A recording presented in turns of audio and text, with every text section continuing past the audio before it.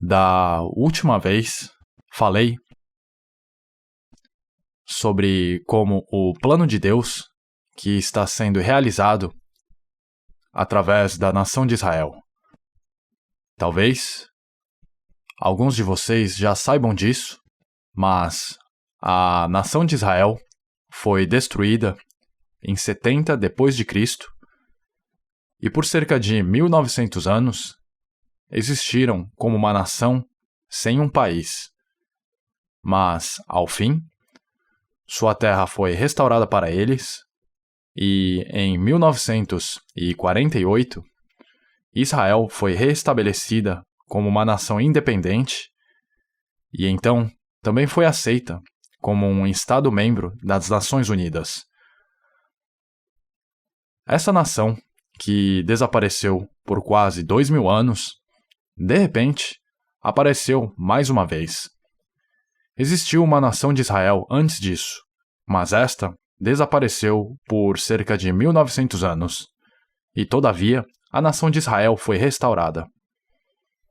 É realmente extraordinário algo assim acontecer nesse mundo, e é um incidente que tem um significado extremamente profundo. As pessoas podem pensar que é comum para um país desaparecer e voltar a existir depois de um tempo. E podem pensar que é possível essas coisas acontecerem. Mas, se considerarmos isso através da Bíblia, podemos ver que esse foi um incidente muito grande e tem um significado extremamente importante. Mesmo assim, parece que as pessoas não prestam tanta atenção para esse fato. Hoje, através da Bíblia, vamos dar uma olhada na nação de Israel no Oriente Médio. Uma nação que atrai a atenção do mundo inteiro, e iremos considerar por que esse país foi restaurado mais uma vez e por que há tanta controvérsia em relação a essa nação e por que tantos conflitos surgiram envolvendo essa nação.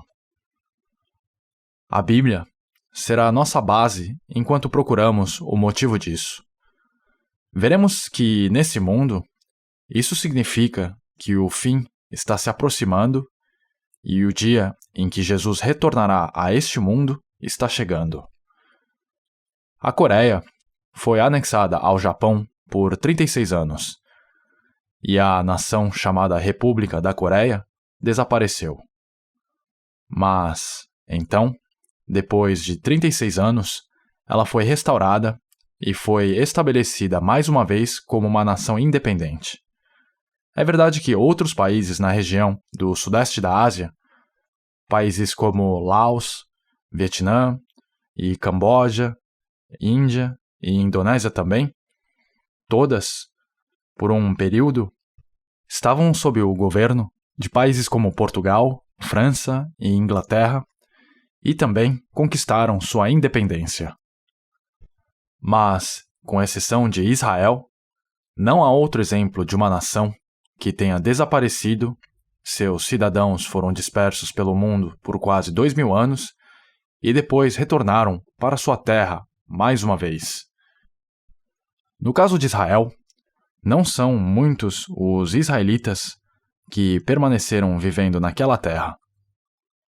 A maioria ficou espalhada pelo mundo inteiro. Eles se tornaram prisioneiros e viveram em terras estrangeiras.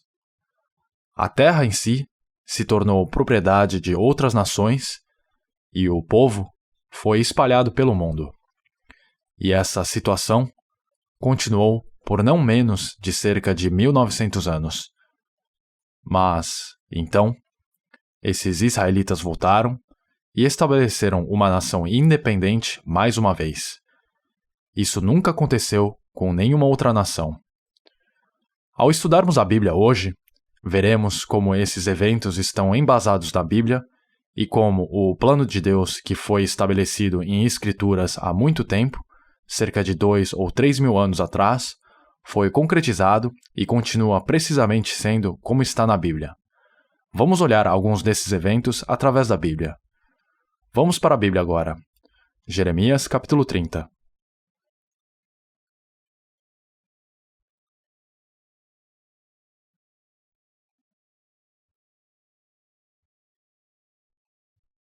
é no Velho Testamento.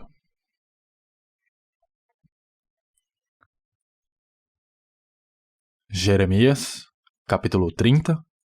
Vou ler do versículo 1 ao 3. Esta é a palavra que veio a Jeremias da parte do Senhor. Assim diz o Senhor, o Deus de Israel: escreva num livro todas as palavras que eu falei a você. Certamente vêm os dias, diz o Senhor, em que mudarei a sorte do meu povo, Israel e Judá, e os farei retornar à terra que dei aos seus antepassados, e eles a possuirão, declara o Senhor.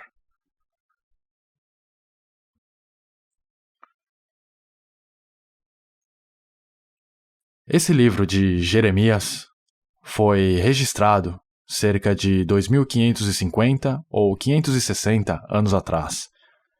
Então, ele foi registrado muito tempo antes de Jesus nascer, cerca de 550 ou 560 anos antes. Essa profecia foi feita há tanto tempo e foi antes dos israelitas se espalharem pelo mundo e antes deles se tornarem cativos. Muitas partes do livro de Jeremias se desencadearam quando os israelitas ficaram cativos na Babilônia. Mas há um sentido duplo por trás disso. Os israelitas foram capturados e dispersos pelo mundo inteiro, mas essas palavras de profecia disseram que, em algum ponto, eles seriam restaurados e voltariam à sua terra.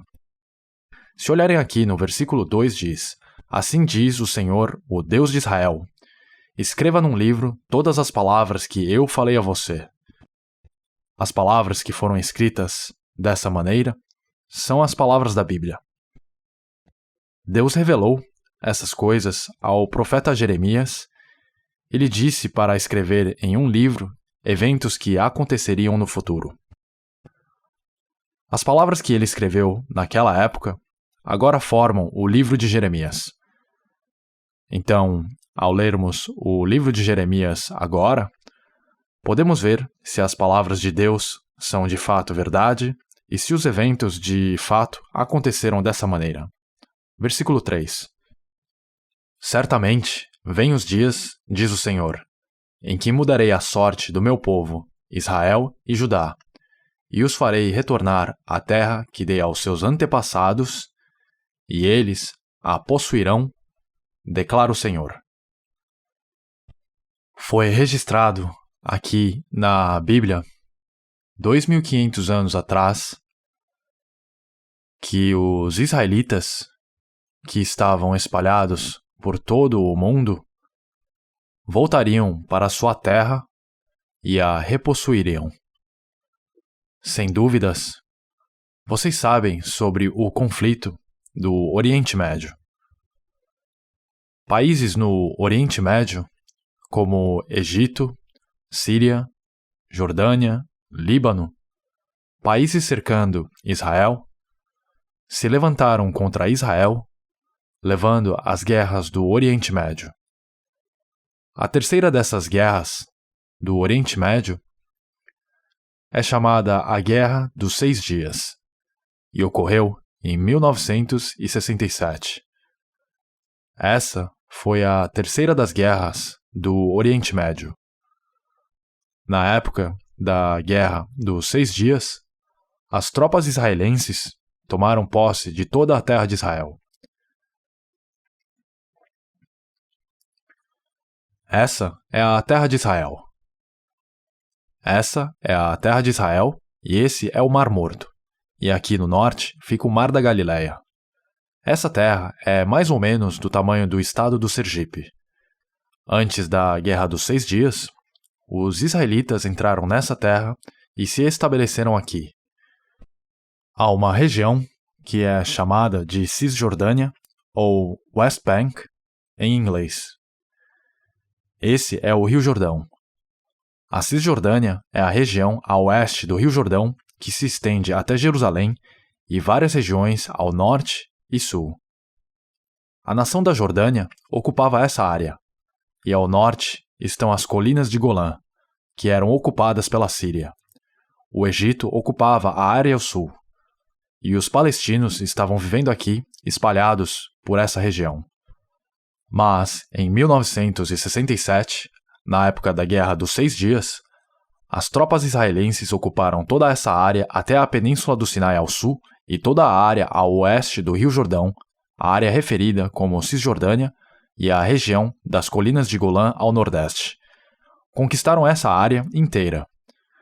Essas áreas foram incorporadas à terra de Israel. Israel ficou no controle de toda essa terra. Isso foi profetizado na palavra de Deus, que foi registrada na Bíblia 2.500 ou 600 anos atrás. Se olharem aqui no versículo 1, diz: Esta é a palavra que veio a Jeremias da parte do Senhor. O Senhor significa Deus, não é? Essas são as palavras de Deus faladas através de Jeremias. Então, essas palavras da Bíblia são as palavras de Deus 2.500 anos atrás. As palavras de Deus diziam que, em um certo ponto no tempo, os israelitas retornariam e ocupariam toda a sua terra mais uma vez, e essas palavras se realizaram exatamente como foram escritas. Então, aquela guerra acabou com Israel assumindo o controle das terras que estavam ocupadas pela Jordânia, Egito e Síria. Então, podemos ver claramente que as palavras da Bíblia foram cumpridas precisamente como foram escritas. A seguir, vamos para Isaías, capítulo 60.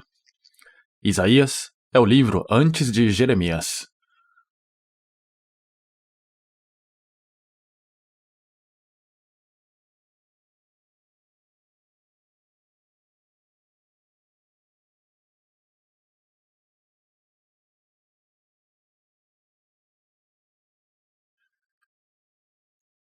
Isaías, capítulo 60. Vou ler a partir do versículo 4. A partir do versículo 4. Isaías, capítulo 60, versículo 4. Está no Velho Testamento. Olhe ao redor e veja. Todos se reúnem e vêm a você. De longe vêm os seus filhos. Isso está falando sobre os filhos dos israelitas. Está dizendo que os filhos de Israel virão de longe. E as suas filhas vêm carregadas nos braços. Então, você o verá e ficará radiante. O seu coração pulsará forte e se encherá de alegria. Porque a riqueza dos mares será trazida a você, e a você virão as riquezas das nações. Vejam o que diz aqui. O livro de Isaías foi escrito cerca de 2.600 anos atrás. Ele foi escrito um pouco antes do livro de Jeremias, 2.600 anos atrás. Deus falou essas palavras de profecia através do profeta chamado Isaías. Aqui também, Deus profetizou que os israelitas, seus descendentes, voltariam à sua terra de longe e eles retornariam carregando seus filhos e filhas com eles. Um ponto que precisamos prestar especial atenção aqui é no versículo 5. Então, você o verá e ficará radiante, o seu coração pulsará forte e se encherá de alegria. Está dizendo que, quando isso acontecer, haverá sorriso nos rostos dos israelitas, e seus corações ficarão radiantes. Por quê? Porque a riqueza dos mares será trazida a você, e a você virão as riquezas das nações. A você virão as riquezas das nações. As riquezas do mundo virão a você. Isso é o que está dizendo. Para usar um incidente familiar como exemplo, houve a Guerra do Golfo, a Guerra do Golfo Pérsico. Estranhamente, na época da Guerra do Golfo, também eram as nações árabes que estavam mirando Israel. O Iraque atacou Israel naquela guerra. Mas, estranho dizer, naquele tempo, o mundo inteiro foi afetado economicamente por essa guerra. Claro, os Estados Unidos tomaram a liderança e combinaram forças com várias nações para lutar essa guerra. Mas, através dessa guerra, Israel se tornou muito rica. Por quê? O Iraque continuou a lançar mísseis Scud na direção de Israel. Então Israel ameaçou retaliação, ameaçando usar armas nucleares ou atacar de frente. E porque mantiveram essa ameaça, os Estados Unidos tentaram apaziguar a situação e ajudaram Israel fornecendo mísseis Patriot, enquanto a França e a Alemanha e outras nações enviaram enormes quantias de dinheiro para Israel.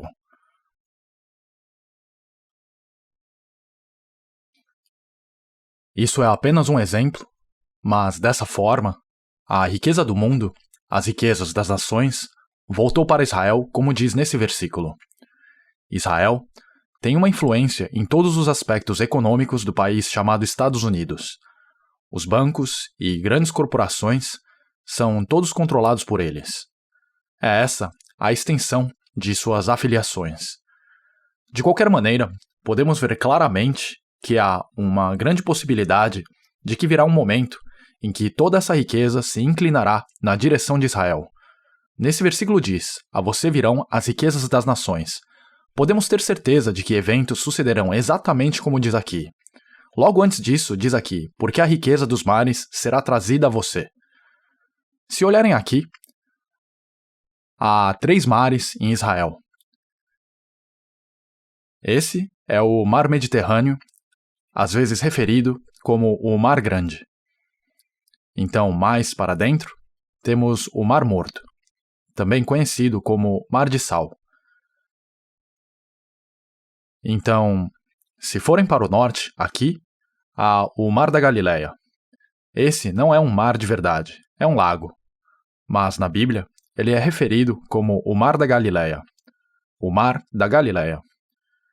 Existem esses 3 mares aqui, e um deles é um pouco estranho, que é o Mar Morto. O Mar Morto fica abaixo do nível do mar. Como seu relevo é mais baixo, a água flui para o Mar Morto, e não há para onde ela fluir novamente. A água flui para dentro e então evapora rapidamente. Não importa quanta água flua para o mar, não há para onde ela fluir novamente, deixando a água que permanece bem salgada. Esse é o mar mais salgado do mundo. Quando uma pessoa entra nas águas desse mar e se deita horizontalmente, ela flutua na superfície. É assim salgada a água. E quando uma pessoa sai da água, ela fica coberta com uma grossa camada de algo. E demora bastante para lavar isso. Há um mineral peculiar, chamado óxido de cálcio, encontrado na lama do Mar Morto. Quando extraído e desenvolvido, ele pode ser usado em produtos alimentícios e como ingrediente valioso para outros produtos também. Um leque inteiro de outros minerais pode ser encontrado no Mar Morto. Quando eu fui para Israel, eu também fui para o Mar Morto. Se olharem aqui, essa é uma foto de uma fábrica de magnésio à beira do Mar Morto. É uma fábrica de sal, e podem ver a chaminé alta. O Mar Morto é conhecido por seu sal, mas na verdade muitos e vários produtos são feitos em fábricas assim. O governo israelense desenvolveu e está administrando essas fábricas. O que isso indica? Isso nos mostra que as palavras da Bíblia que diz, porque a riqueza dos mares será trazida a você. Essas palavras que foram registradas 2.600 anos atrás, agora estão sendo cumpridas exatamente como foram escritas. Agora olhem o versículo 8. Versículo 8. Por favor, leiam depois de mim. Quem são estes que voam como nuvens, que voam como pombas para os seus ninhos? Antes, eu lhes disse quando o livro de Isaías foi escrito. Quanto tempo faz? Ele foi registrado 2.600 anos atrás. Por favor, digam se souberem a resposta para essa próxima pergunta. Faz quanto tempo que o primeiro avião foi inventado? Não sabem? Quanto tempo faz desde que o primeiro avião foi produzido? Foi cerca de 100 anos atrás. Na verdade, um pouco mais de 100 anos atrás. Só 100 anos. Agora, olhem o que diz aqui na Bíblia. Isso foi escrito 2.600 anos atrás e diz que quando os israelitas retornarem à sua terra, eles voariam como nuvens e como pombas para os seus ninhos. Isso é o que a Bíblia diz. Mesmo que tivessem um poder de imaginação muito grande, como alguém poderia ter imaginado algo assim 2.600 anos atrás? Mesmo apenas 100 anos atrás, se alguém tivesse dito não vai demorar muito até que o homem esteja voando pelo céu, as pessoas teriam respondido assim: você é louco ou algo assim? Pare de falar besteira. Como as pessoas podem voar no ar? Não acham que as pessoas teriam repreendido dessa maneira? Só que, na Bíblia, 2.600 anos atrás, foi escrito que quando os israelitas voltassem para sua terra, estando espalhados pelo mundo, eles voltariam voando. Diz que eles voltarão voando como uma nuvem flutuando no ar e como uma pomba voando. Quando se trata do país de Israel, ele está cercado nos 3 lados por países inimigos.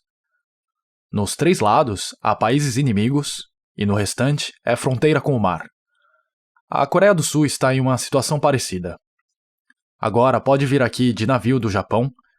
Esse é o caso agora. Mas isso não era possível no passado, era?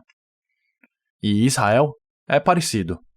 Para os israelitas voltarem para sua terra natal, sua única rota é por avião. A única maneira de entrar nesse país é por avião. Então, quando os israelitas voltaram para sua terra de todo o mundo, todos eles vêm de avião. Então, se olharem para esses artigos de jornais aqui, temos manchetes como 400 mil judeus da Rússia têm saída permitida. E olhem para esse. 14.500 vêm de avião. Êxodo dos judeus etíopes. De repente, 14.500 etíopes foram transportados pelo ar no avião. Etíopes têm peles mais escuras, mas essas pessoas também eram judias. Então, quando todas essas pessoas voltaram para sua terra natal, eles viajaram de avião. Eu também li, em um artigo de jornal, sobre os judeus voltando ao seu país de avião do Iêmen do Norte e do Sul. Então, todos os israelitas que voltaram à sua terra devem ir de avião. Então, claramente, o que a Bíblia diz aqui é verdade, não é? O que vocês acham? Isso foi registrado 2.600 anos atrás, que quando os israelitas voltassem para sua terra natal, eles voariam como nuvens e como pombas. Isso não seria possível se não fosse pelas palavras de Deus que vê até o futuro num relance. Então, podemos concluir que a Bíblia é a palavra de Deus. A Bíblia não são palavras de homem. São as palavras de Deus que ele deu ao homem através da inspiração do Espírito Santo. Agora, vamos para Jeremias, capítulo 31, versículo 8.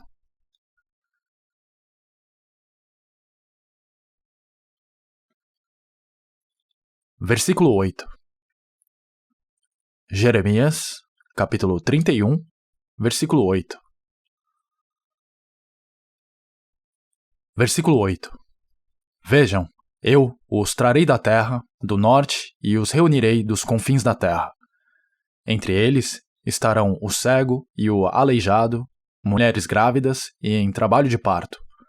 Uma grande multidão voltará. Voltarão com choro, mas eu os conduzirei em meio a consolações. Eu os conduzirei às correntes de água por um caminho plano, onde não tropeçarão, porque sou pai para Israel, e Efraim é o meu filho mais velho. Olhem o que diz aqui. Eu os trarei da terra do norte. Eu os trarei da terra do norte. Eu mostrei a vocês isso antes também, mas esse artigo é datado de dezembro de 1985 e diz que 400.000 judeus retornaram depois de receberem a permissão de saída. Vocês provavelmente sabem disso. Alguém poderia responder? Qual política Gorbachev introduziu? Gorbachev. As pessoas o chamavam de Gorby. Perestroika. Ele introduziu a política da perestroika. Era uma política de reforma, mas a maioria das pessoas não sabem que o programa Perestroika, na verdade, concedeu a todos os judeus residentes na União Soviética a liberdade para voltar a Israel.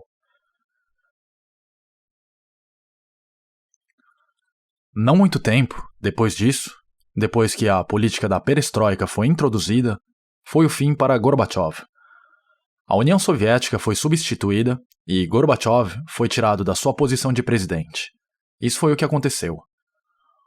Originalmente, antes da libertação, havia cerca de 2.500.000 judeus vivendo na Rússia. 2.500.000. Mas os soviéticos perseguiam os israelitas severamente. Os russos começaram a perseguir os judeus muito severamente. Eles ligavam fazendo ameaças no meio da noite, dizendo que era por causa dos judeus que seu padrão de vida estava caindo. Eles jogavam pedras em suas janelas e as quebravam. Então os judeus estavam sujeitos a terríveis ameaças, mas quando a política da perestroika foi introduzida, todos eles tiveram a oportunidade de voltar para sua terra natal. Olhem o que diz aqui. Definitivamente diz aqui. Vejam, eu os trarei da terra do norte. Hoje, podemos assistir com nossos próprios olhos enquanto esses eventos se desenrolam de acordo com as palavras profetizadas 2.500 ou 600 anos atrás.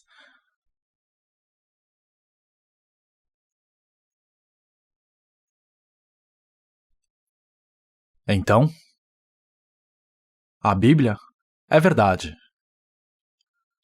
A Bíblia fala sobre coisas que são verdade. Ela não é uma coleção de histórias inventadas, vagas e abstratas.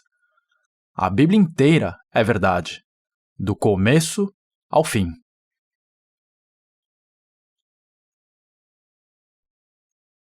Se a Bíblia é verdade, isso é um problema. Não é um problema pequeno. É um enorme problema. Agora vamos para o Evangelho de Lucas, capítulo 21. É no Novo Testamento.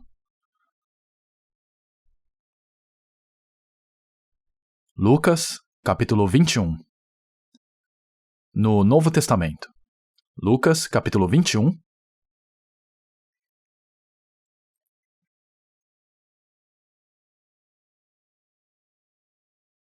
Vou ler a partir do versículo 20. Versículo 20. Quando virem Jerusalém rodeada de exércitos, vocês saberão que a sua devastação está próxima. Então, os que estiverem na Judéia, fujam para os montes. Os que estiverem na cidade, saiam. E os que estiverem no campo, não entrem na cidade, pois esses são os dias da vingança em cumprimento de tudo o que foi escrito. Agora, versículo 24. Cairão pela espada e serão levados como prisioneiros para todas as nações. Jerusalém será pisada pelos gentios até que os tempos deles se cumpram. Essas palavras foram faladas por Jesus. Jesus profetizava aqui sobre a queda de Israel que aconteceria no futuro. Ele predisse que, quando Jerusalém fosse capturada uma segunda vez, ela seria destruída. Isso aconteceria porque os israelitas rejeitaram Jesus e rejeitaram Deus. Nós estudamos isso da última vez, não é? Deus havia dito que, se eles se rebelassem contra ele, eles comeriam a carne de seus filhos e filhas, seriam espalhados pelo mundo, sua terra se tornaria desolada e ele sacaria uma espada atrás deles. E aconteceu assim como ele havia dito. Aqui, Jesus profetizou mais uma vez sobre essa questão que aconteceria cerca de 40 anos depois de seu tempo. Enquanto ele profetizava dessa maneira, aqui diz: quando virem Jerusalém rodeada de exércitos, vocês saberão que sua devastação está próxima. E então, o que aconteceria a Jerusalém? Cairão pela espada e serão levados como prisioneiros para todas as nações. Jerusalém será pisada pelos gentios até que os tempos deles se cumpram. Então, o que significa quando diz aqui, até que os tempos deles se cumpram? Ou seja, até que os tempos dos gentios se completem. Essa é a tribulação de 7 anos. Então, quando os tempos dos gentios começaram? Foi cerca de 600 anos antes de Cristo. Foi quando Jerusalém foi destruída pela primeira vez. Então, houve a segunda destruição de Jerusalém, e no futuro, nesse ponto, ela será destruída pela terceira vez. Então, quando os tempos dos gentios se cumprirão? Será aqui. Aqui. Como se cumprirão? Será com a segunda vinda de Jesus. Jesus se levantou dentre os mortos e ascendeu aos céus. E quando ele vier de novo, os tempos dos gentios chegaram ao fim. A partir disso, por 1000 anos, Jesus governará sobre todo o mundo em Jerusalém. E virá novamente o tempo de Israel. Então, os tempos dos gentios terminarão aqui. E aqui, no versículo 24, diz: cairão pela espada e serão levados como prisioneiros para todas as nações. E serão levados como prisioneiros para todas as nações. Eles foram levados cativos em 70 depois de Cristo. Jerusalém será pisada pelos gentios até que os tempos deles se cumpram. Como eu disse antes, em 1967, Jerusalém voltou a ser de Israel. Jerusalém voltou a ser de Israel. Antes de 1967, o país, chamado Jordânia, havia apreendido Jerusalém do Leste, incluindo a antiga cidade, que bem antes foi o local onde estava o templo. Era o território da Jordânia. Mas, em 1967, o exército israelense retomou Jerusalém. Pode parecer que isso marcou o fim dos tempos dos gentios, mas ainda não era. Deixe-me explicar por quê. O local mais importante em Jerusalém é o local onde Salomão construiu o templo, e é também chamado de Monte Sião. É o local onde o Templo de Salomão foi construído, mas agora há 2 mesquitas que foram construídas lá. As 2 mesquitas que estão lá atualmente são a Mesquita Al-Aqsa e a Mesquita de Omar. Mas no dia em que essas mesquitas forem completamente demolidas e lá o Templo de Israel, o novo templo, for reconstruído, o território passará a ser completamente de Israel. A preparação para construir esse templo está a caminho, mas as mesquitas ainda precisam ser demolidas. Já que Israel tomou toda Jerusalém em 1967, essa é a prova de que o fim dos tempos dos gentios se aproximou. Há mais um ponto que podemos aprender disso. Os israelitas estão voltando à sua terra. Qual o significado dos israelitas estarem voltando à sua terra natal? Significa que o tempo de Jesus Cristo voltar a esse mundo está perto. Então, virá o tempo para Jesus reinar. Um tempo de perfeita paz, quando não haverá pecado. Naquele momento, esse período presente de pecado terminará. Então, o retorno dos israelitas à sua terra é um incidente extremamente importante. Não é uma coisa trivial. Israel se tornou uma nação independente, mas ainda há muitos israelitas espalhados pelo mundo. Eu não sei o número preciso, mas, atualmente, há cerca de 6 milhões de judeus vivendo nos Estados Unidos e ainda muitos vivem na América do Sul. A maioria dos que viviam na Rússia já retornou. Agora olhem o versículo 29. Versículo 29. Ele lhes contou esta parábola. Observem a figueira e todas as árvores. Quando elas brotam, vocês mesmos percebem e sabem que o verão está próximo. Assim também, quando virem estas coisas acontecendo, saibam que o reino de Deus está próximo. Olhem o que diz aqui. Jesus contou uma parábola se referindo a duas categorias de árvores. Uma é a figueira e a outra são todas as árvores. O que elas representam? Elas simbolizam uma nação e nações. Quando diz todas as árvores, isso se refere a todas as nações. Então, se pensarmos nas nações do mundo, a União Soviética agora foi dissolvida e a comunidade de estados independentes foi formada. Na região, que uma vez foi a União Soviética, agora há uma federação de cerca de 12 divisões administrativas. Vários novos países passaram a existir. Antes do fim da Segunda Guerra Mundial, havia cerca de 60 nações nesse mundo. Isso foi antes do fim da Segunda Guerra Mundial. O Império Britânico foi referido como a terra em que o sol nunca se põe. Isso é o que as pessoas diziam. Isso porque a Grã-Bretanha tinha domínio sobre tantas terras ao redor do mundo que parecia que a luz do sol estava sempre brilhando em pelo menos uma parte de seu território. Mas no final da Segunda Guerra Mundial, a maioria dessas nações através do mundo se tornaram independentes. Agora, há mais de 180 países no mundo. Aqui, a Bíblia diz: observem todas as árvores quando elas brotam, quando estiverem restauradas. E a outra é a figueira. A figueira representa a nação de Israel. Então, vejam, quando Israel, que havia desaparecido 2000 anos atrás, e todas as outras nações do mundo se tornarem independentes, o que isso significa? Vamos ler de novo, versículo 29. Ele lhes contou esta parábola. Observem a figueira e todas as árvores. Quando elas brotam, vocês mesmos percebem e sabem que o verão está próximo. Assim também, quando virem estas coisas acontecendo, saibam que o reino de Deus está próximo. Como as pessoas não conhecem a Bíblia, elas não sabem o significado de todas as nações se tornarem independentes e Israel também se tornar independente. Eles não sabem por que essas coisas estão acontecendo ou o que está por trás de tudo isso.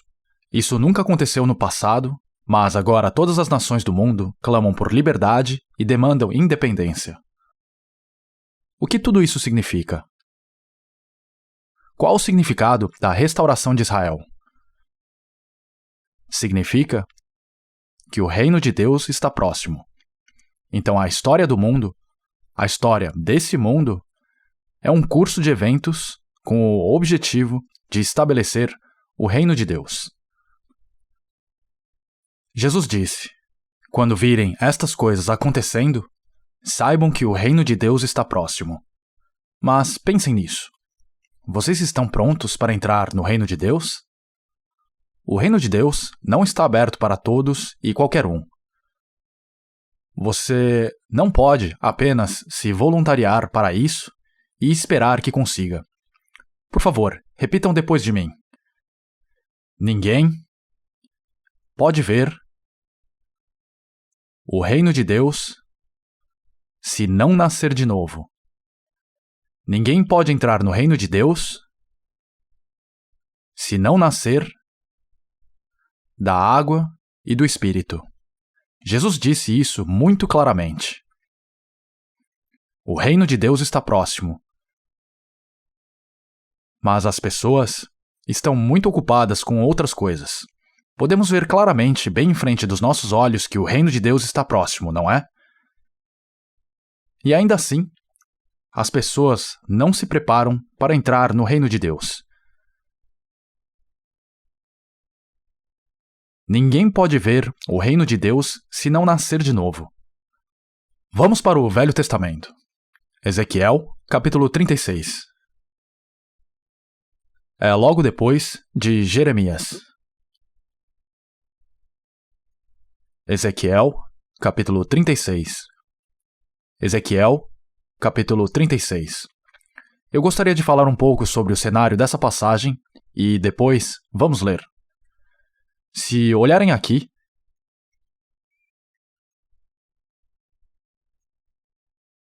$3.500 atrás, quando Moisés estava liderando os israelitas para essa terra, eles receberam a lei no Monte Sinai, e então eles continuaram.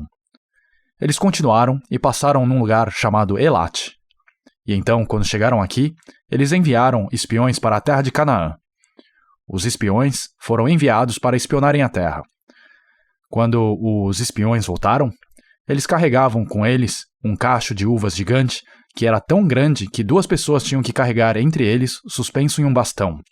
Isso demonstra que essa terra, que é referida como a terra que mana leite e mel, essa terra prometida de Canaã, era extremamente fértil e muito boa para a agricultura. Era um lugar realmente bom para viver. Mas, como vimos da última vez, em 70 depois de Cristo, Israel foi destruída. E depois disso, a terra ficou completamente desolada. A razão disso é que depois de 70 DC, a chuva parou de cair nessa terra. E é assim até hoje. Se forem para Israel agora, vocês verão que chove algumas vezes durante o inverno, mas o resto do ano não chove. Nem no verão, nem no outono. Simplesmente não chove. Então, durante os últimos 1900 anos, a terra se transformou num completo deserto. Quando os israelitas entraram na terra de Canaã, ela era muito fértil, transbordando com leite e mel. E ela permaneceu assim enquanto eles viviam lá. Mas depois que partiram, ela se tornou desolada.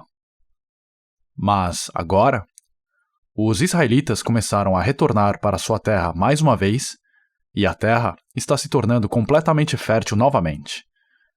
Não acham estranho? Enquanto os israelitas viviam lá, a terra era fértil. Quando partiram, ela ficou desolada. E agora que estão voltando, ela se tornou fértil novamente. Quem está fazendo isso acontecer? Vamos ler o capítulo 36, começando com o versículo 1. Filho do homem, profetize para os montes de Israel e diga: Ó montes de Israel, ouçam a palavra do Senhor. Assim diz o soberano, o Senhor. O inimigo disse a respeito de vocês: as antigas elevações se tornaram nossas. Por isso profetize e diga: Assim diz o soberano, o Senhor. Eles devastaram. Aqui eles se refere aos gentios.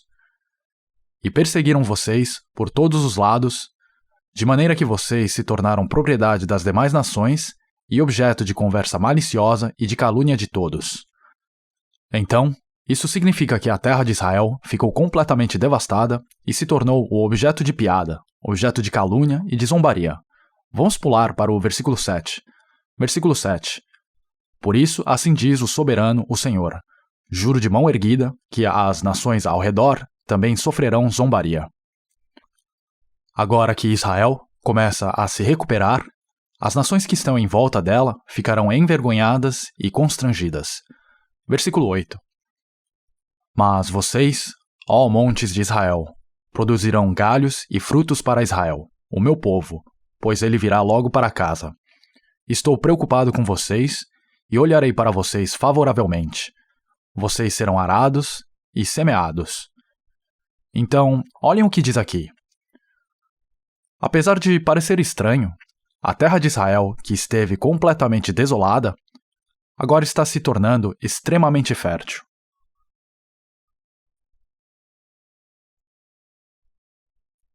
Eu vou continuar a explicar tudo isso hoje. Mas, se não acreditam no que estou dizendo, podem sempre visitar Israel e ver com os próprios olhos. Se quiserem ver com os próprios olhos, visitem Israel. mas levem uma Bíblia com vocês. Com a Bíblia em mãos, olhem nos campos de Israel vocês mesmos. Na Europa, vocês encontrarão pessoas na Espanha comendo tangerinas de Israel. As tangerinas israelenses são vermelhas e muito gostosas, e há campos cheios de oliveiras em Israel. A terra se tornou extremamente fértil. Os israelenses plantaram vegetais e trigo. Seu sistema de agricultura é muito impressionante. Eu vi com meus próprios olhos. Estou falando disso como experiência própria. Mas, antes, a terra de Israel era completamente desolada. Era um completo deserto. Mas agora que os israelitas voltaram à sua terra, ela está sendo restaurada. Agora, versículo 34. Ezequiel, capítulo 36, versículo 34. A terra arrasada será cultivada. Não permanecerá arrasada à vista de todos que passarem por ela. Esses dirão: esta terra que estava arrasada tornou-se como o jardim do Éden. As cidades que jaziam em ruínas, arrasadas e destruídas, agora estão fortificadas e habitadas. Então as nações que estiverem ao redor de vocês e que subsistirem, saberão que eu, o Senhor, reconstruí o que estava destruído e replantei o que estava arrasado. Eu, o Senhor, falei e o farei. Vamos pensar sobre o que isso significa. Esse livro de Ezequiel foi escrito 2.550 anos atrás. Ele foi escrito no mesmo período que o do profeta Jeremias. Nesse versículo, diz que a terra de Israel estava arrasada. Diz que essa terra que estava arrasada será cultivada e se tornará como o jardim do Éden. Ela se tornaria como o jardim do Éden. É como está agora. Vocês verão isso se forem e olharem. Grandes quantidades de árvores foram plantadas em montes. Os campos estão cheios de plantações. Pomares de laranjeiras foram plantadas. E sua fragrância pode ser sentida de longe e amplamente. Está se tornando uma terra extremamente bonita. Como isso aconteceu? Olhem isso agora. Próximo ao Mar da Galileia, se viajarem para o norte do Mar Morto, chega-se no Mar da Galileia. O Mar da Galileia é um lago de água doce. Não é salgada, é água doce. A água do Mar da Galileia fornece água doce para irrigar o país inteiro. Se forem mais ao norte do Mar da Galileia, chegarão no Monte Hermon. O Monte Hermon também aparece na Bíblia. Esse monte está a cerca de 3.000 metros acima do nível do mar. Eu fui lá em abril e subi até o topo da montanha. Quando chegamos cerca de 1/3 do caminho da montanha, chegamos na linha da neve e tudo estava coberto de neve. Isso foi em abril. Dali para frente, a montanha estava sempre coberta de neve. Além do monte, do lado oeste, está o Líbano. Ao norte está a Síria. Há uma presença militar lá. E as pessoas também vão esquiar lá. Enquanto descíamos a montanha, cruzamos com uma grande cachoeira. Havia carros estacionados lá e pessoas andando. Então a seguimos. Descobrimos que a neve havia derretido e criado uma grande cachoeira. É uma vista incrível. Então, olhem aqui. Essa água flui até o Mar da Galileia. Eu não pude visitar o local porque eles não permitem a entrada do público geral. Mas eu li em um livro que eles já instalaram um enorme tubo de conexão no alto da montanha. É um tubo tão grande que um caminhão poderia entrar e sair dele.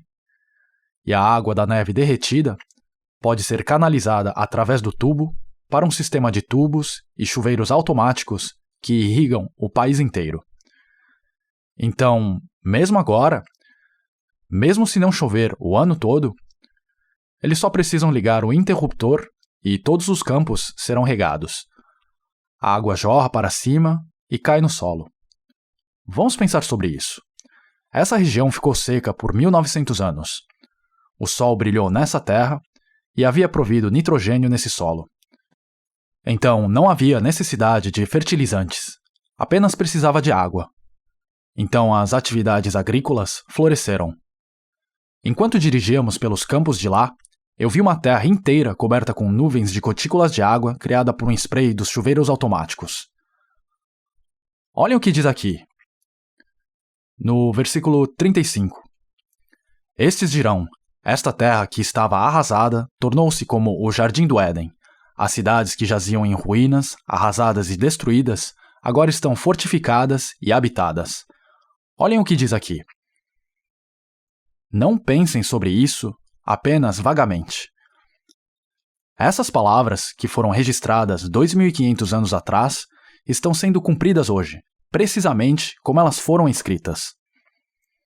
Vamos pensar nisso dessa maneira. Nietzsche diz que Deus está morto, não existe.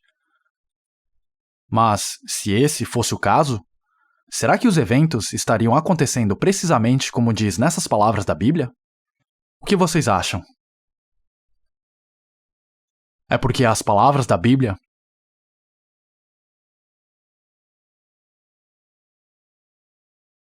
estão vivas e Deus que falou essas palavras também está vivo e que os eventos estão acontecendo exatamente como escritos aqui, não é?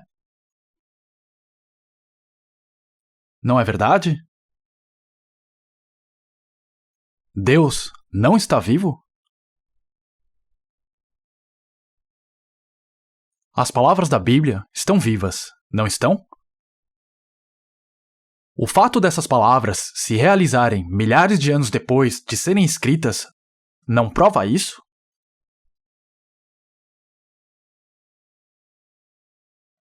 Se olharem aqui, no versículo 36 diz: então as nações que estiverem ao redor de vocês e que subsistirem saberão que eu, o Senhor, reconstruí o que estava destruído e replantei o que estava arrasado. Eu, o Senhor, falei e o farei. Por favor, repitam comigo. Eu, o Senhor, falei e o farei. Olhem para isso. Diz, eu, o Senhor, porque Deus falou. E ele disse que fará, porque ele disse e o farei. Agora está sendo tudo cumprido. Pensem sobre isso. Deus está vivo ou não? Essa é a questão aqui. As palavras da Bíblia são verdade ou não? É isso que eu quero dizer.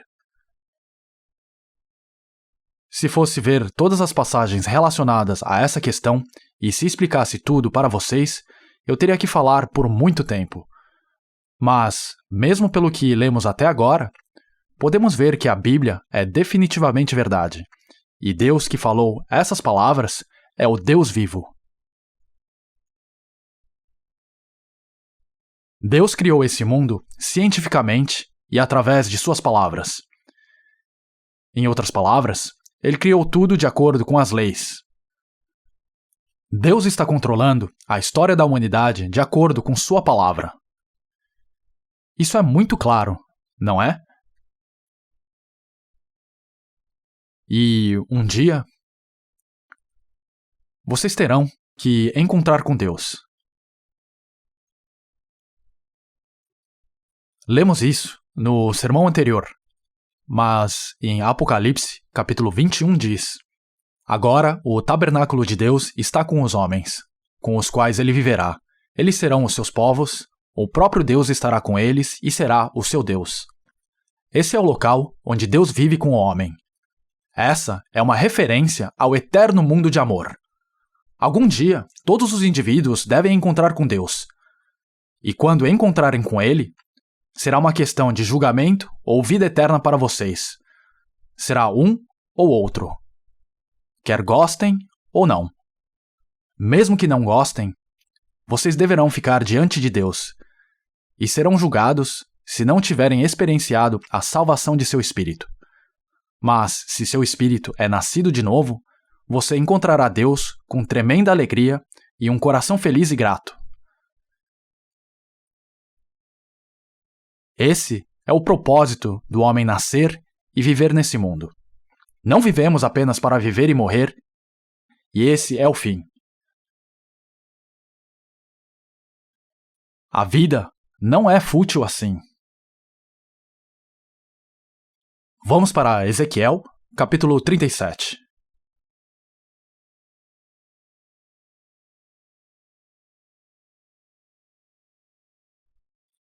Capítulo 37, a partir do versículo 1. A mão do Senhor estava sobre mim, e por seu espírito ele me levou a um vale cheio de ossos. Ele me levou de um lado para outro, e pude ver que era enorme o número de ossos no vale, e que os ossos estavam muito secos.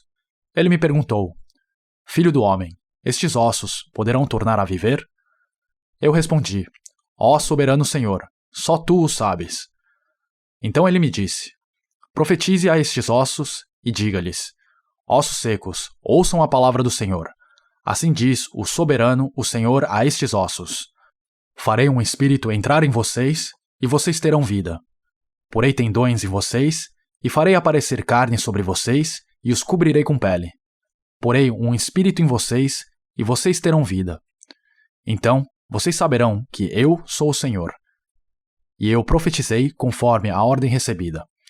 Enquanto profetizava, houve um barulho, um som de chocalho, e os ossos se juntaram, osso com osso. Olhei, e os ossos foram cobertos de tendões e de carne, e depois de pele, mas não havia espírito neles. A seguir ele me disse: Profetize ao espírito. Profetize, filho do homem, e diga-lhe: Assim diz o soberano, o Senhor: Venha desde os 4 ventos, ó espírito, e sopre dentro desses mortos, para que vivam. Profetizei conforme a ordem recebida, e o espírito entrou neles. Eles receberam vida e se puseram em pé. Era um exército enorme. Então ele me disse: Filho do homem, estes ossos... O que são esses ossos? O que são esses ossos secos no vale? Quando o espírito entrou neles, eles se levantaram. Mas o que eram esses ossos? Eles são toda a nação de Israel. Estes ossos são toda a nação de Israel. Eles dizem: Nossos ossos se secaram e nossa esperança desvaneceu-se. Fomos exterminados. Por isso profetize e diga-lhes: Assim diz o soberano, o Senhor: Ó meu povo, vou abrir os seus túmulos e fazê-los sair. Trarei vocês de volta à terra de Israel. Olhem o que diz aqui. Esses dias, há pessoas que pregam sobre Ezequiel capítulo 37 e eles explicam em termos do espírito da pessoa se levantando para a vida depois de receber a graça. Claro que ele pode conter esse significado espiritual também. Mas não é disso que essas palavras estão falando aqui. Por 2000 anos, os israelitas estavam espalhados pelo mundo sem uma nação própria. Nessa situação, eles eram como ossos secos.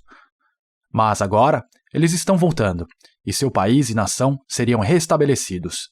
É disso que está falando. Claramente, isso está dizendo que Israel voltaria dessa maneira, não é? Não é isso, obviamente, o que está acontecendo agora, mas isso é um grande problema. A razão disso ser um grande problema é que a volta dos israelitas a seu país tem importância em vários aspectos. Isso significa que a volta de Jesus está se aproximando. Isso significa que o reino dos céus está próximo. E isso significa que o fim desse mundo está próximo. Mas há uma outra grande questão para se considerar aqui. É o plano de Deus que, quando a terra de Israel for restaurada, Deus juntará todas as pessoas desse mundo, todas aquelas que não nasceram de novo.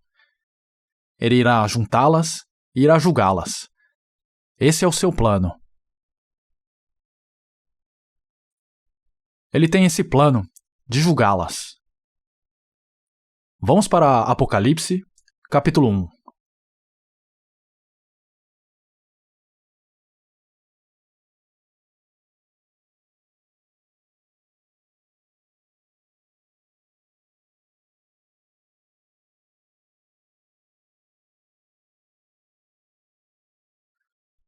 Apocalipse, capítulo 1, versículo 3.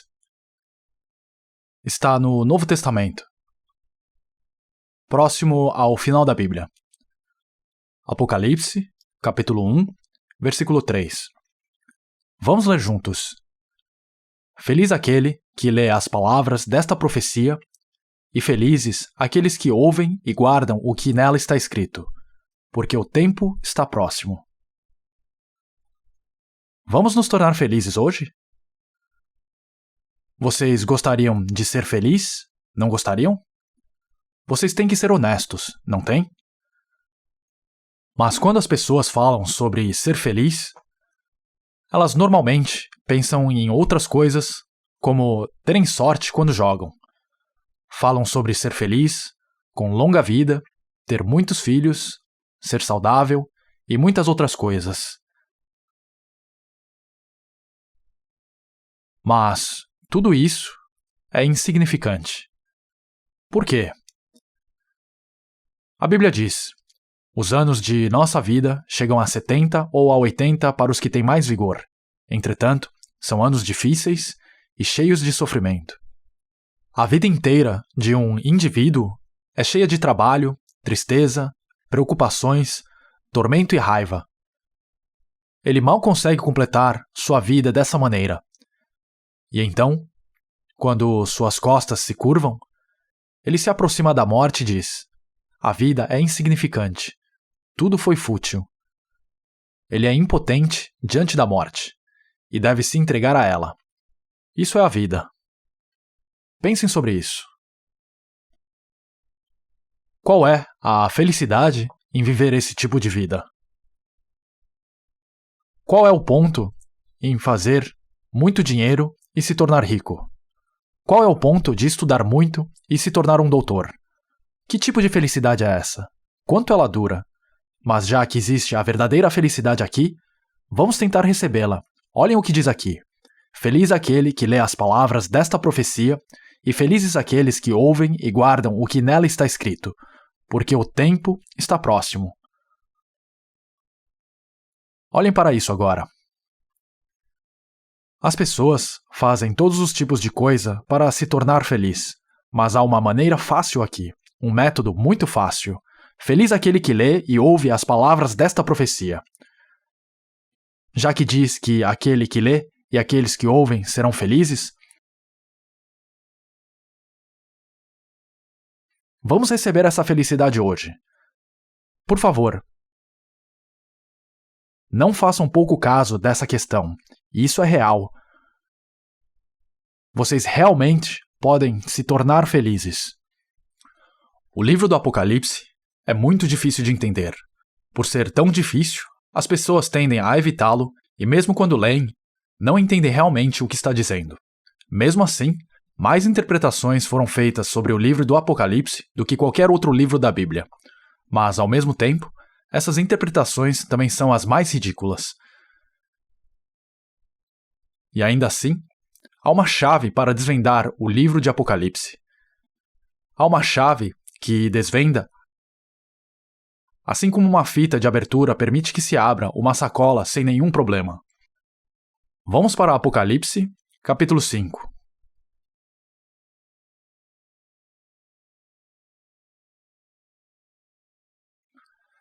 Capítulo 5, vamos ler a partir do versículo 1.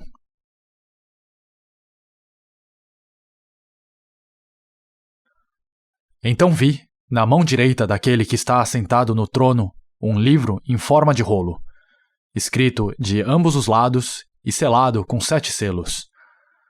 Vi um anjo poderoso proclamando em alta voz: quem é digno de romper os selos e abrir o livro? Deixe-me explicar essa passagem enquanto continuamos. Essas são as coisas que ele viu em uma visão, uma revelação. Deus estava assentado assim em seu trono no céu, e na sua mão direita havia um livro. E não sei o que estava escrito no livro, mas ele estava escrito de ambos os lados, por dentro e por fora. Mas esse livro estava selado com 7 selos, para que ninguém pudesse abri-lo. Esse era o trabalho de Deus. E agora, versículo 3. Mas não havia ninguém, nem no céu, nem na terra, nem debaixo da terra, que pudesse abrir o livro ou sequer olhar para ele. Eu chorava muito, porque não havia ninguém que fosse digno de abrir o livro e de olhar para ele. O apóstolo João recebeu essa revelação enquanto estava na ilha de Patmos. Ele viu essas coisas como se estivessem realmente acontecendo, e já que não havia ninguém para abrir o livro ou saber seu conteúdo, João chorou muito. Mas, então, um daqueles que estava próximo de Deus...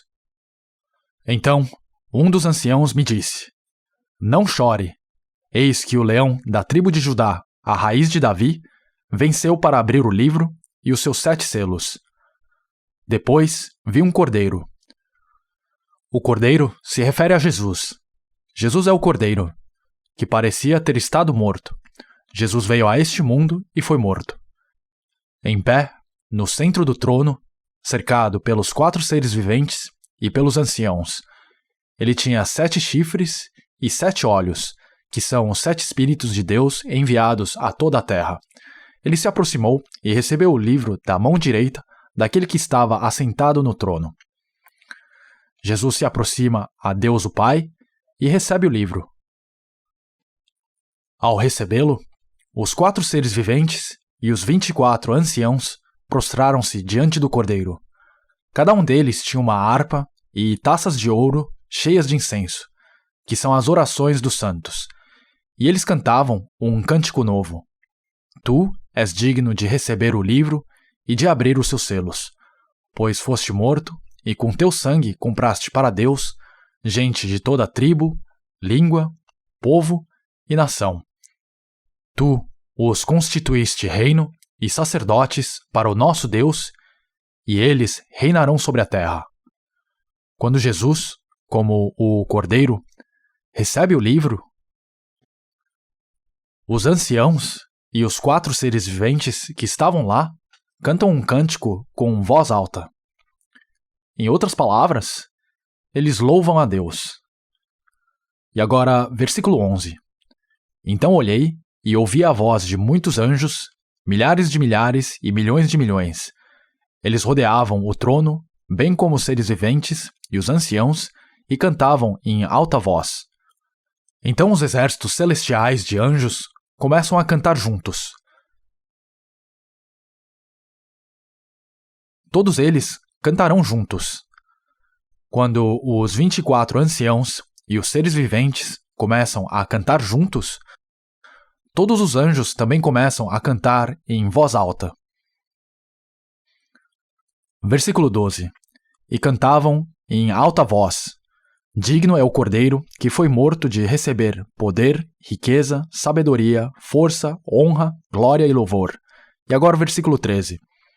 Depois ouvi todas as criaturas existentes no céu, na terra, debaixo da terra e no mar, e tudo o que neles há, que diziam: Aquele que está assentado no trono e ao Cordeiro, sejam o louvor, a honra, a glória e o poder para todo sempre.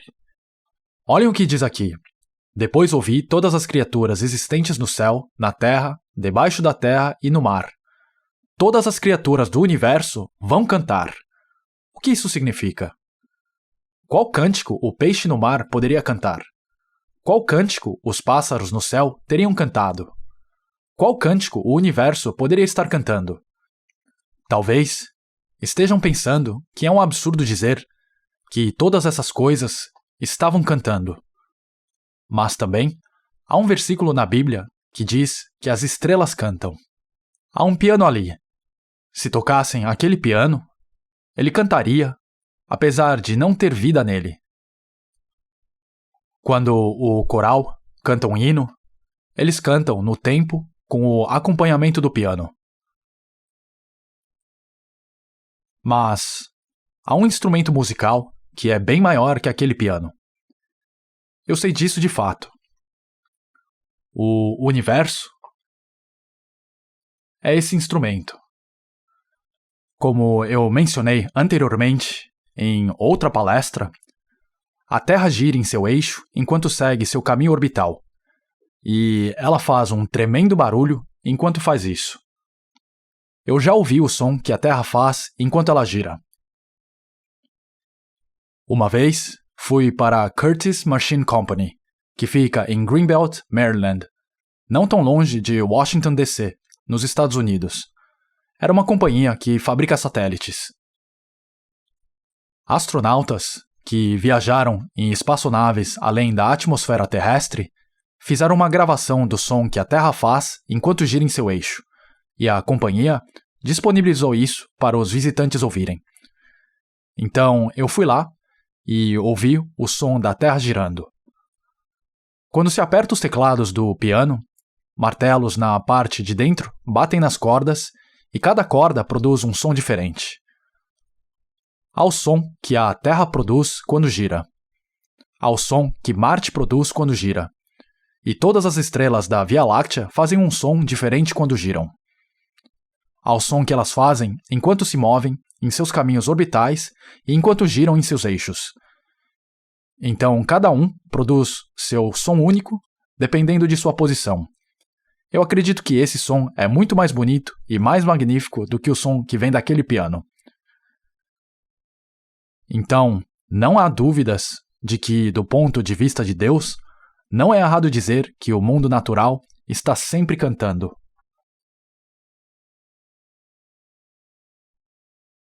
Quando Jesus, o Filho de Deus, recebe o livro selado perante Deus, todas as criaturas que estão no céu, os 24 anciãos, as criaturas viventes e os anjos, todos vão cantar. Toda a criação vai cantar. Isso porque esse é um evento tão colossal. Eles vão cantar porque esse será um evento extraordinário. Do que isso se trata? Em Gênesis, capítulo 1, versículo 28, lemos que Deus deu a alguém o domínio sobre o mundo que ele havia criado. Para quem ele deu? Ele deu a Adão, não foi? Mas, então, Adão jogou isso fora. Adão deu o domínio sobre esse mundo. E quem tomou o controle dele? Quem era? Era o diabo, não era? Esse mundo foi dado ao diabo, e ele passou a pertencer ao diabo. Então, quando Jesus, o segundo Adão, vier novamente, será para recuperar o mundo que Adão entregou ao diabo. Então, o que é esse livro que está na mão direita de Deus? Esse livro selado contém os detalhes do mundo sendo entregue ao diabo. Porque ele contém esses detalhes, Jesus quebrará os selos do livro um por um, ver os detalhes, pagar o preço ao diabo e recuperar esse mundo. Isso é o que significa. Então, o mundo, que esteve sob o controle do diabo, será devolvido a Deus. Jesus é Deus, não é? Chegando à libertação.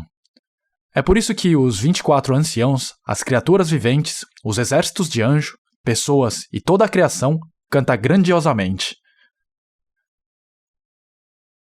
Então, o cântico que eles cantam deve ser tremendamente poderoso e importante.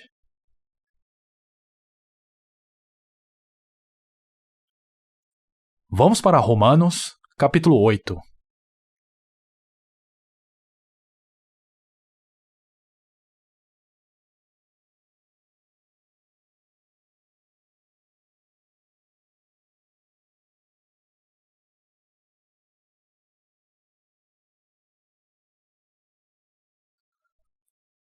Romanos, capítulo 8, versículo 19. Romanos, capítulo 8, versículo 19. Está no Novo Testamento. Versículo 19. A natureza criada aguarda, com grande expectativa, que os filhos de Deus sejam revelados, pois ela foi submetida à inutilidade, não pela sua própria escolha, mas por causa da vontade daquele que a sujeitou, na esperança de que a própria natureza criada será libertada da escravidão da decadência em que se encontra, recebendo a gloriosa liberdade dos filhos de Deus.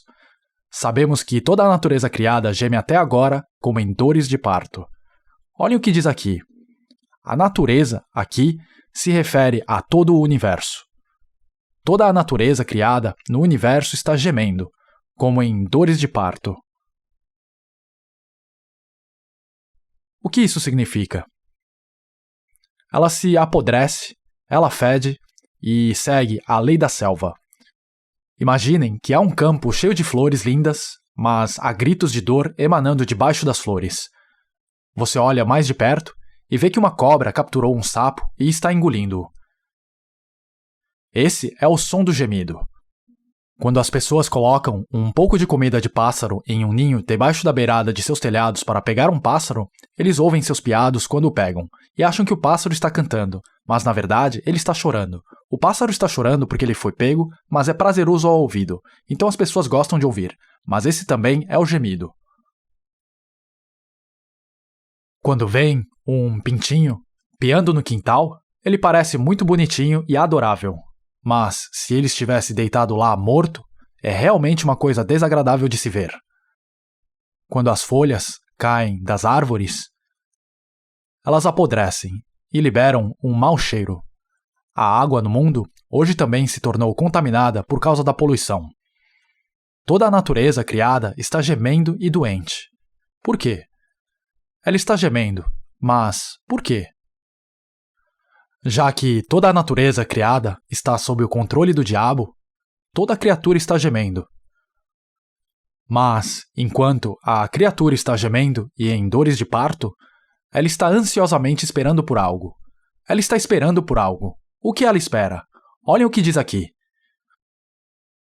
Versículo 19. A natureza criada aguarda com grande expectativa que os filhos de Deus sejam revelados. A natureza criada está esperando pela manifestação dos filhos de Deus. Então, como eu expliquei no segundo sermão, no curso da história que inclui o nosso tempo presente, Deus plantou uma semente. Essa semente é seu filho unigênito. E a história é o processo de muitos filhos de Deus nascendo através dele, ou seja, através de Jesus. Então, uma vez que o número de filhos de Deus estiver completo, toda criatura nesse mundo será libertada. Toda ela será livre. É isso que toda a natureza criada está aguardando. É isso o que diz aqui. Vamos ler de novo. Versículo 19. A natureza criada aguarda com grande expectativa que os filhos de Deus sejam revelados. E versículo 21. Na esperança de que a própria natureza criada será libertada da escravidão da decadência em que se encontra, recebendo a gloriosa liberdade dos filhos de Deus. Quando o número de filhos de Deus, as pessoas nascidas de novo, as pessoas cujos espíritos são salvos, estiver completo, o mundo será julgado. Quando Jesus vier novamente, esse mundo será completamente restaurado. A maldição será quebrada e tudo que apodrece e cheira mal desaparecerá. É por isso que toda criatura espera. Então, a completa consumação de tudo isso está ligada com o número de pessoas salvas ser completado e o retorno de Jesus. Vamos voltar para Apocalipse, capítulo 5.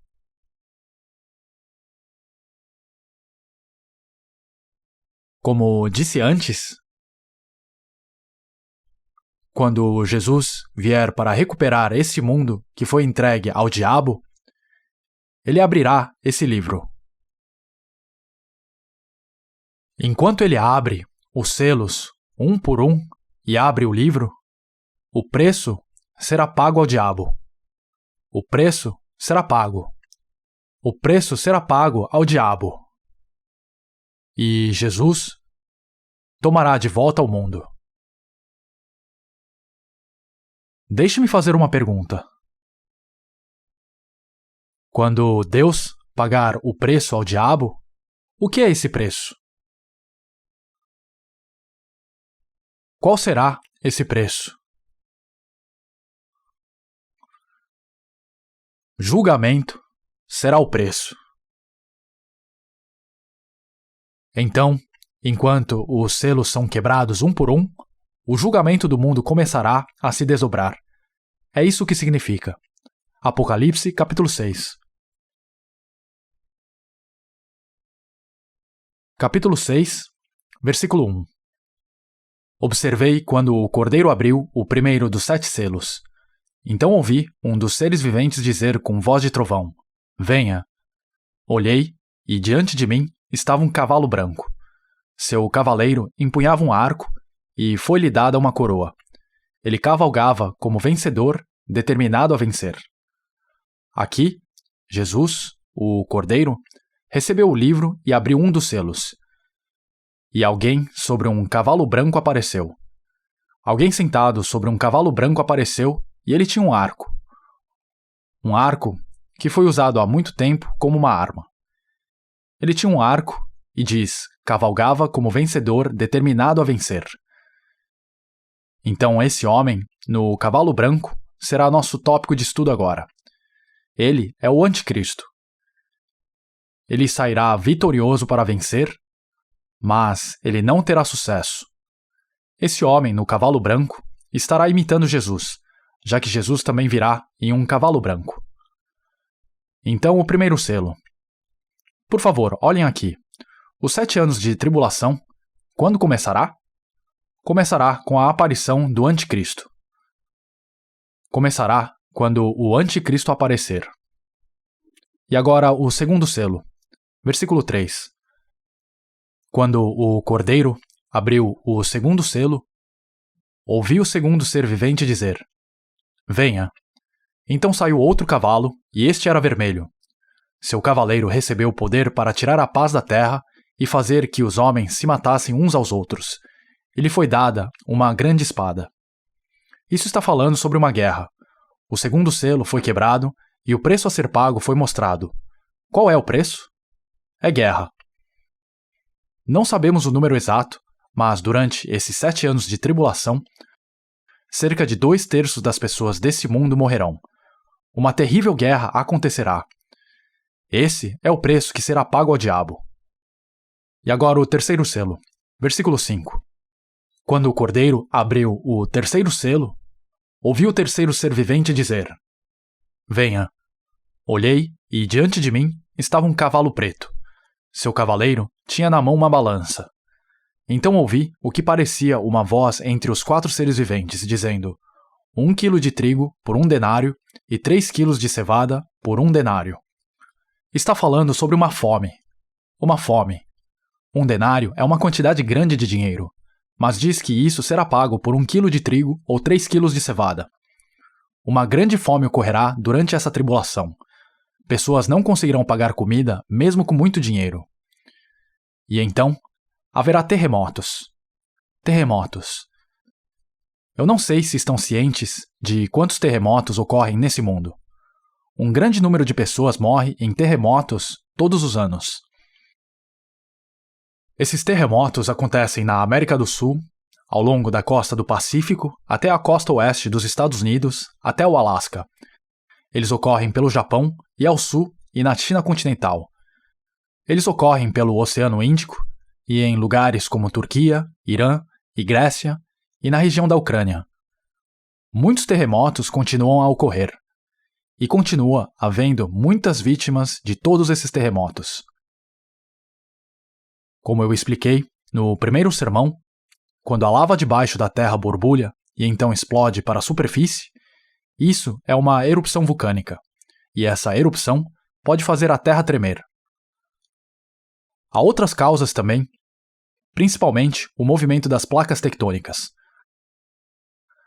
Não tenho muita familiaridade com isso, mas tudo está relacionado com lava derretida e acúmulo de gases debaixo da superfície terrestre. Essas ocorrências acontecerão continuamente durante o tempo de tribulação. Ademais, os corações das pessoas se tornarão extremamente malignos. Eles já se tornaram maus agora, mas seus corações se tornarão maus ao extremo. E no futuro, há grande possibilidade de que terríveis incidentes aconteçam mesmo entre as pessoas do mesmo povo, quando a comida se tornar escassa e a vida se tornar extremamente difícil. O coração das pessoas se tornarão cada vez mais malignos, e essa é a direção em que as pessoas do mundo estão indo agora. Todos esses aspectos estão relacionados com o julgamento desse mundo. Vamos agora para Apocalipse, capítulo 13. Apocalipse, capítulo 13. Vou ler a partir do versículo 1. Vi uma besta que saía do mar. Tinha 10 chifres e 7 cabeças, com 10 coroas, uma sobre cada chifre, e em cada cabeça um nome de blasfêmia. Aqui temos um fenômeno estranho. Uma besta sai do mar e é um monstro. Tem 7 cabeças em um corpo e com 10 chifres. Diz que uma estranha besta subirá. Vamos continuar a ler para ver o que é essa besta. A besta que vi era semelhante a um leopardo. As partes mais assustadoras desses animais foram colocadas todas juntas aqui, mas tinha pés como os de urso. As garras do urso são longas, elas são a parte mais aterrorizante de um urso. A boca como a de leão. A boca de um leão é bem grande. O dragão deu à besta o seu poder, o seu trono e grande autoridade. O dragão é Satanás. A besta é o representante de Satanás. Ele é o representante de Satanás e sai com a autoridade de Satanás. Uma das cabeças da besta parecia ter sofrido um ferimento mortal, mas o ferimento mortal foi curado. O mundo todo ficou maravilhado e seguiu a besta. Então a besta imita Jesus. Jesus morreu e se ressuscitou 3 dias depois. Então a besta declarará: olhem, eu sou o Cristo. Ele é o anticristo. O anticristo. Essa besta não é literalmente uma besta. Ele é um homem. Ele é o anticristo.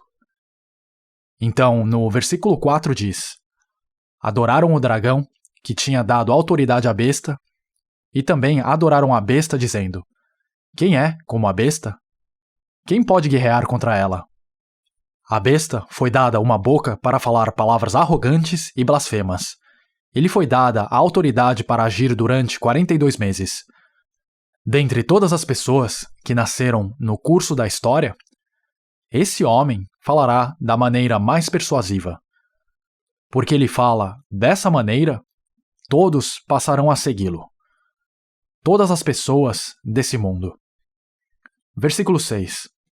Ela abriu a boca para blasfemar contra Deus e amaldiçoar o seu nome e o seu tabernáculo, os que habitam nos céus.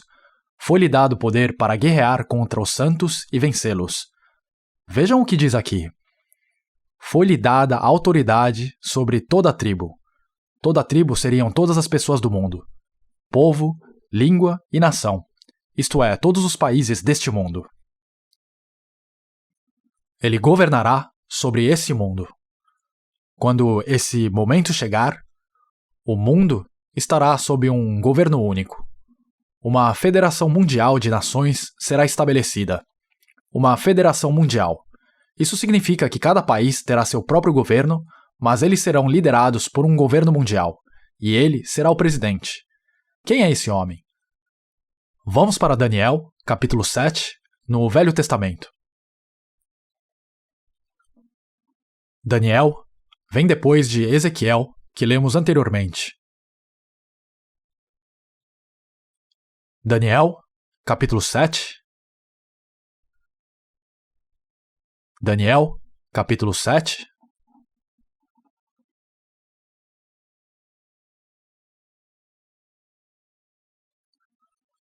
Vou ler a partir do versículo 15. Versículo 15. Eu, Daniel, fiquei agitado em meu espírito, e as visões que passaram pela minha mente me aterrorizaram. Então me aproximei de um dos que ali estavam e lhe perguntei o significado de tudo o que eu tinha visto. Ele me respondeu dando-me esta interpretação: os 4 grandes animais são 4 reinos que se levantarão na terra. Daniel viu 4 animais, e esses 4 animais representam 4 reinos. São 4 pessoas, 4 reis. Versículo 17.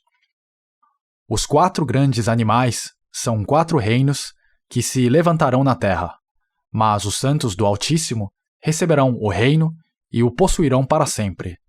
Sim, para todo sempre. Então eu quis saber o significado do 4º animal. Essa besta que aparece em Apocalipse capítulo 13 é esse 4º animal, o 4º animal. Então eu quis saber o significado do 4º animal, diferente de todos os outros e o mais aterrorizante, com seus dentes de ferro e garras de bronze. O animal que despedaçava e devorava suas vítimas e pisoteava tudo o que sobrava. Também quis saber sobre os 10 chifres da sua cabeça. Lemos sobre os 10 chifres antes, não lemos? E sobre o outro chifre que surgiu para ocupar o lugar dos 3 chifres que caíram? O chifre que tinha olhos e uma boca que falava com arrogância. Enquanto eu observava, esse chifre guerreava contra os santos e os derrotava, até que o ancião veio e pronunciou a sentença a favor dos santos do Altíssimo. Chegou a hora de eles tomarem posse do reino. Ele me deu a seguinte explicação: o 4º animal é um 4º reino que aparecerá na terra. Os 4 animais são 4 reis, e diz que o 4º animal é um 4º reino na terra. Será diferente de todos os outros reinos e devorará a terra inteira, despedaçando-a e pisoteando-a. Agora olhem o próximo versículo. Os 10 chifres são 10 reis que sairão desse reino. Vamos ler só até aqui. Eu acho que isso requer uma explicação. Olhem aqui agora. Quando Jerusalém caiu em cerca de 600 a.C., isso foi quando os tempos dos gentios começaram, não foi? Os tempos dos gentios continua até Jesus retornar. Está dizendo que do começo dos tempos dos gentios, 4 reis, 4 reinos, governariam sobre esse mundo. O primeiro deles foi a Babilônia. A Babilônia. A Babilônia estava localizada na região do presente Iraque, que esteve envolvida na Guerra do Golfo. Iraque é onde a antiga Babilônia estava localizada.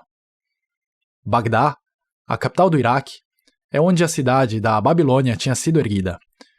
Foi de lá que um rei chamado Nabucodonosor governou sobre todo o mundo. Todo o mundo. Esse foi o berço da civilização humana.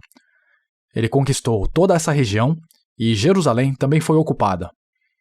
Como resultado, os israelitas foram levados cativos à Babilônia. O segundo é a Pérsia. É a Pérsia que é o presente Irã. Rei Ciro, da Pérsia, se levantou e destruiu a Babilônia. A Pérsia tomou as rédeas e capturou todos os povos que estavam sob o domínio da Babilônia. Esse é o segundo animal. O terceiro animal é a Grécia, sob o governo de Alexandre o Grande. Alexandre o Grande lutou contra a Pérsia por muito tempo e finalmente a derrotou. E ele veio a ocupar sobre todas as regiões naquele tempo. Alexandre levou seu exército até a Índia para a batalha, mas então ele ficou doente e morreu. Alexandre era um filósofo, mas ele morreu na idade de 33 anos e o Império Grego foi dividido em 3 estados separados. Um desses 3 estados foi tomado por Roma. Roma é o 4º reino. Júlio César, da Roma, primeiro seguiu um sistema político centrado no Senado. Ele formou um triunvirato de senadores, incluindo Pompeu, mas então os outros 2 líderes morreram e Júlio César tomou controle de Roma. Mas ele foi assassinado. Depois de seu assassinato, seu filho adotivo reinou. Na Bíblia, encontramos que foi Augusto César que estava no poder no tempo de Jesus. Em Lucas, capítulo 2, lemos que Jesus nasceu durante o reinado de Augusto César. Então Roma é o 4º reino. Mas então, Roma foi atacada pelo Império Otomano, mas não foi destruída.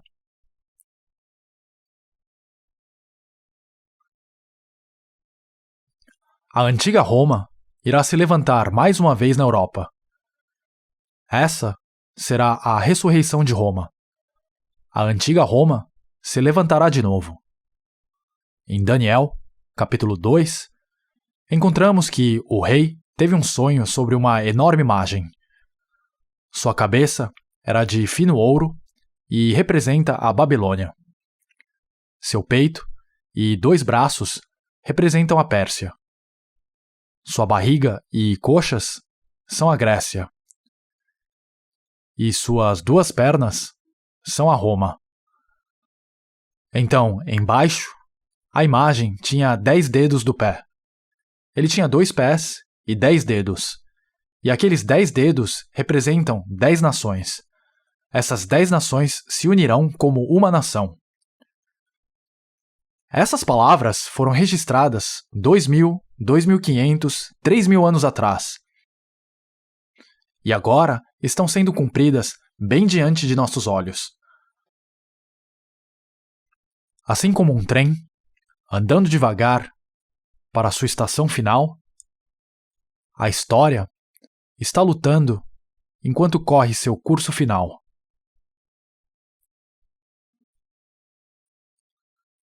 Enquanto vivemos nesses tempos, qual é o principal problema que temos que lidar?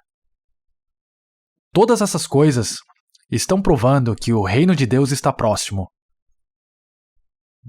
Mas para entrar no reino de Deus, você precisa ter a experiência de nascer de novo. A experiência de seu espírito ser salvo. Por favor, todos abaixem suas cabeças. Tenho uma pergunta para cada um de vocês.